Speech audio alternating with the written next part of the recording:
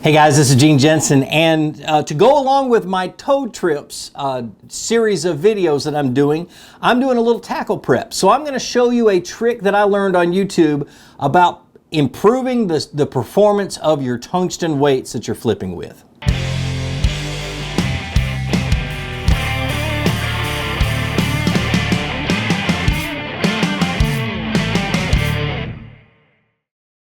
All right, so I know that when you get down to Okeechobee and you're into that thick cover anywhere in the country, I mean, I was doing this up in Minnesota this last spring.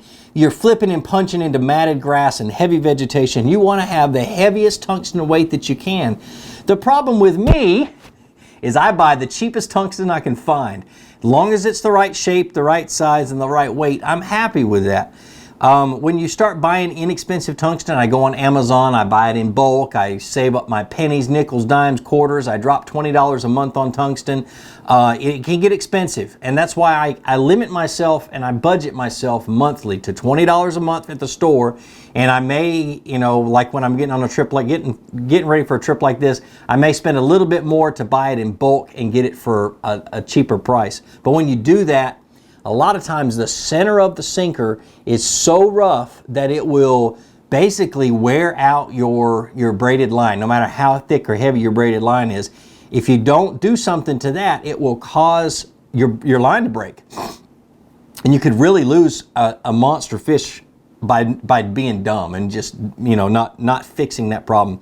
And I do this with even the most expensive tungsten, because a lot of times, even if they say that they polish the inside of them, a lot of times it's not polished. A lot of times you'll have a little burr or something in there that will mess up your line. So this trick, like I said, I got this off of the internet. I don't take credit for it. I got it off of YouTube. But I take and I put inserts inside of the sinker, and I do it myself. I prefer to do it myself over buying the ones from the store. The ones from the store will work just fine, but what I've found is that a lot of times they don't stay in. They're not, you know, they're done in such mass quantities that it's just not the quality that I want. So in this video, I'm going to show you how I fix it and how I do this, and basically how I learned from YouTube videos how to make my tungsten better. All right, so the first thing you got to do is you just heat the first ½ inch or so of your heat shrink tubing. And you do it just for a second. It doesn't take long at all. Have your pliers handy so you can grab them real quick. And you just take it and you go bloop, and you just run it underneath there. Just get it started. Grab the tip of it with the end of your pliers and pull it till it thins out, and then stick it in your mouth. And you get it to cool off really quick and it hardens. And so it made it really, really thin is what it did. It stretched it out. Then you got that fat end on the tip of it, and you just cut it to a point is all I do, so you can slide it through that tungsten real easy. You grab your tungsten weight, slide it through the end. Boy, that one is really dirty on the inside. I may have to get something and pop that out. I'm telling you, man, these things are really that's what happens when you buy them cheap. But you take your tungsten, stick it through like that. Now the sequence of this is very important. So you take and you pull this through until you start to see the bulge coming out. You see it starting to bulge up just a little bit thicker than everything else. That's when I stop. No reason to go any further. Now you go around to the back end. The very next step, you go to the back end and you cut it off with just a little poking out. Okay, just like that.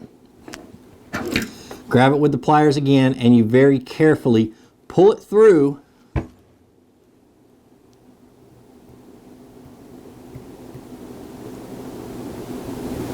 until you still have a little bit sticking out of the hole. Just like that. Then go around the front side, grab your scissors. Once again, cut it off with just a little bit left on the tip. Just like that. And then, oh, I need my pencil. Forgot about that. And you just hit it real quick with the lighter, the tip of it. Get that hot, then take your pencil and just stick your pencil in there until it cools. Gives you a nice wide opening. And that's it. Some people will go in the backside and heat up the backside. I've never seen a reason for that. Doesn't come out. And you just put an insert into your tungsten. Pretty cool. I'm telling you guys, this is a great trick, and once again, I don't take credit for it. It really helps and saves a lot of problems that you have. Before I did it, you know, I'd get a hit and I'd miss the fish, and I'd set the hook, and that 1.5 ounce tungsten would come out of the water, go straight behind me, and when it stopped, it would snap my line because it's already frayed the end of it. Or you set the hook and you miss a fish. I used to think that that was a bunch of freaking bull crap. You know, I used to not believe that it was a serious deal.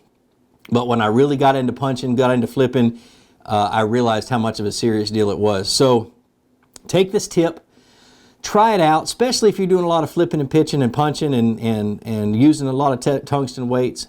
And do that to every single one of the tungsten weights you can. The smaller ones it doesn't work for, but do it for the bigger ones, and you'll save yourself a lot of heartache because there's a big fish up underneath those mats and in that thick cover. So like I always say, be sure to introduce somebody to fishing. Introduce them to my videos. Let me help you teach them how to fish, and more importantly, get out in the water, go out and catch some fish, and have a great day.